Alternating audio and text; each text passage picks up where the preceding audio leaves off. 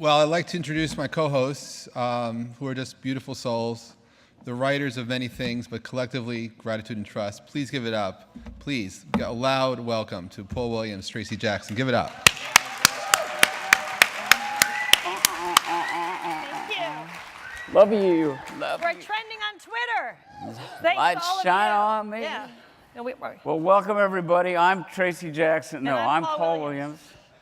We've been working together so long now we've gotten confused. Yeah, the enmeshment in the healthiest fashion because something creative came out of it, something that is really, really proud of. Oh, look at that. Yeah. There we are. Yeah. Okay. And it has our Twitter handles at the bottom. Okay. I am Paul Williams because I am Paul Williams. It was taken by somebody else. A mild resentment. I'm working on it. How did this happen? It's really interesting. We're all talking today about, a dream, a wish, making something happen. I was listening to Paul one day speak. I've always had recovery envy. I've always felt that everyone in the world should have the principles of the people in recovery. And I'm personally not a drug or an alcohol addicted person. I have other shopping.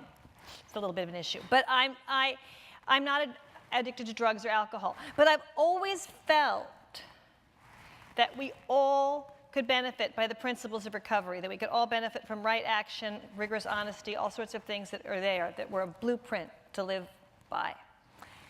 And I've always felt we all tip in a direction of doing too much. Would you say that's true? Oh, we're exhausting. We're out there chasing stuff, and what we hear again and again and again is like, be still and follow your bliss. Thank you, Joseph Campbell. It works for us. But what if your bliss is like gambling? What if your bliss is porn, which seems to be today a theme, Most of the things we wind up horribly addicted to that are destructive, whatever, start out as a lot of fun, and we do it as a lot of fun. What happened, the beginning of us is Tracey heard me speak following a screening of a film about my life, and I said that my life was very different than it was when I was so horribly addicted, these days my choo-choo runs on gratitude and trust.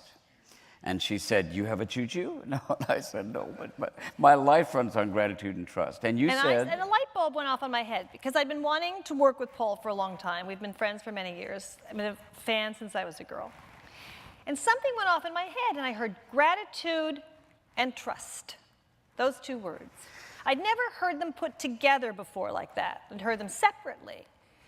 And I guess social media maven part of me, or the commercial part of me, something in me said, and the helpful part of me, I think, said, that's important real estate, gratitude and trust. For 25 years, people have been coming up to me and saying, I want what you have. I saw what your life was like when you were drinking and using it, and you were face down, you were a mess, you disappeared.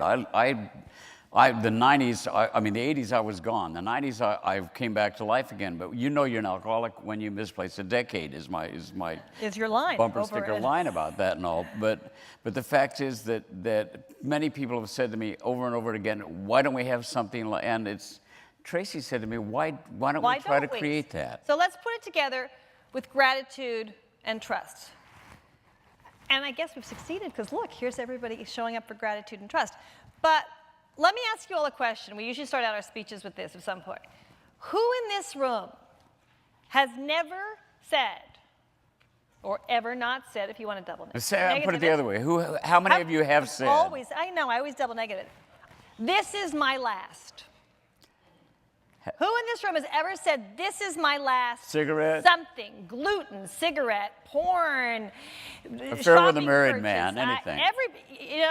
My last dessert, and the hands go up around the world. Chocolate chip cookie at midnight. You name it, okay? We've all done it. We all have something that we're drawn to, something that's negative. We all have places in our life where we need to change. So we're going to walk you through, this is, the world according to Tracey and Paul, I guess. These are our affirmations of personal freedom. And I'll start with the first one, which is, something needs to change, and it's probably me. Which one of us, who of us cannot say this, that there's nothing in our life that we can't change? And how many of us often say, I would change except I would go exercise, except I don't have time. I'd lose the 25 pounds, except I don't have willpower. I would leave this bad relationship, except I'm fearful. I mean, except.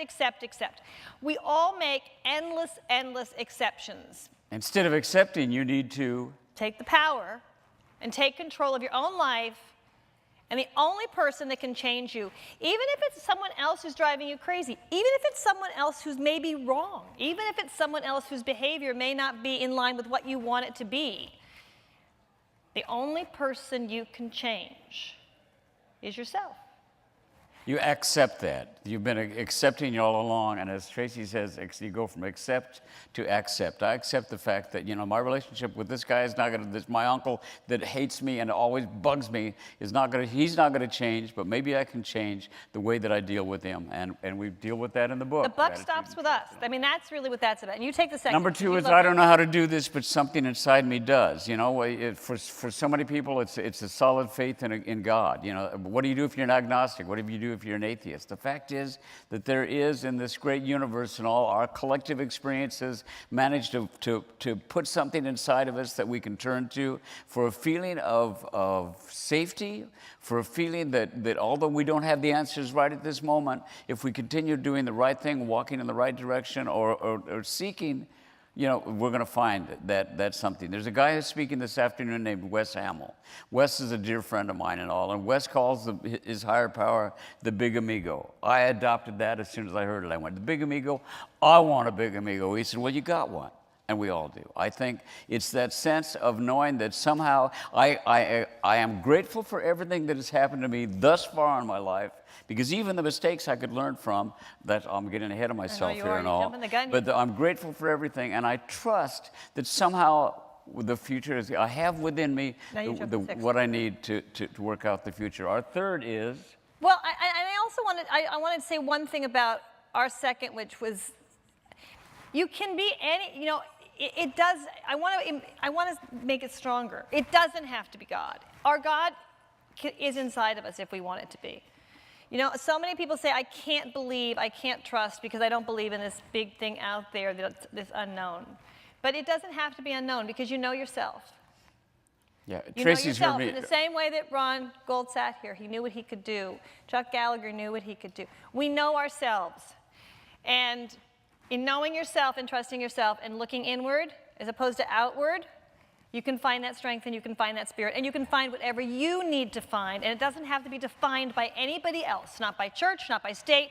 It's defined by you and what you believe in. And before we go on, can I just, my little addendum that I love, because I think it's amazing, the power of our unconscious is immense. That amazing moment when you're trying to remember something you cannot remember a name, you cannot remember something. 4 hours later, you're lying in bed, you sit up in bed and you say that name. Your unconscious has been up there doing the work. Your unconscious is your greatest friend. The power of your unconscious will work for you. Relax in the process and enjoy the ride. He thinks that's God. I think it's neurons. It's the one thing we don't agree on. You know what? It doesn't have to have a name. A God that was small enough for me to explain to anybody wouldn't be big enough to work for me. I will learn from my mistakes and not defend them. Boy, wow. I will learn from my mistakes and not defend them. Wow.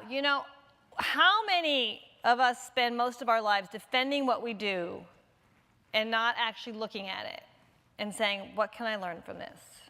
We all make mistakes every day, from the minute to someone like Chuck Gallagher who went to jail. We yell when we don't want to yell.